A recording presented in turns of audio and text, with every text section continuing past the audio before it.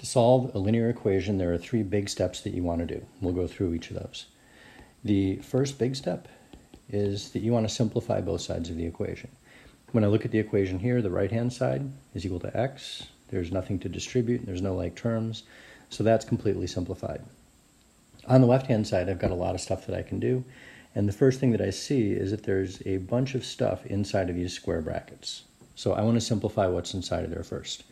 And inside of these little parentheses, I've got x plus 1, there's nothing to distribute, there's no like terms, there's nothing I can do there. So when I step outside of those parentheses, the first thing that I see to do is to distribute this value inside of the parentheses.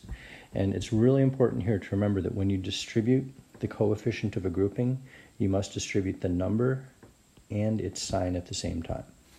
So this 2x, nothing's going to happen to that. I'll distribute the negative 3. Negative 3 times x is negative 3x. Negative 3 times positive 1 is negative 3. Now inside of the grouping, the square brackets, I have some like terms, so I'll combine those. 2x minus 3x is negative x.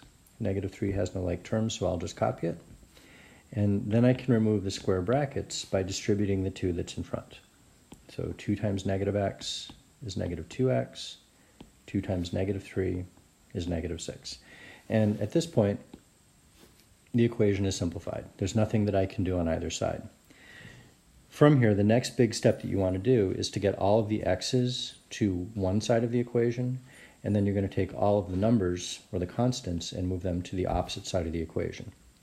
So when I look at this, I have x's on both sides. And on the left-hand side, I've got negative 2x's. On the right-hand side, I have 1x. And things usually work better if you move things to where you have more. Since 1 is more than negative 2, I'll move negative 2x to the right-hand side. To do that, I need to add 2x to both sides. This will give me negative 6 is equal to 3x. And there's no constants on the right-hand side, so I don't need to worry about moving those numbers back to the left. The last thing that I want to do here is to get x alone, and I'll do that by dividing by the coefficient of x. So x here is being multiplied by 3. I'll divide the right-hand side by 3. Got to make sure I divide the left-hand side by 3 as well.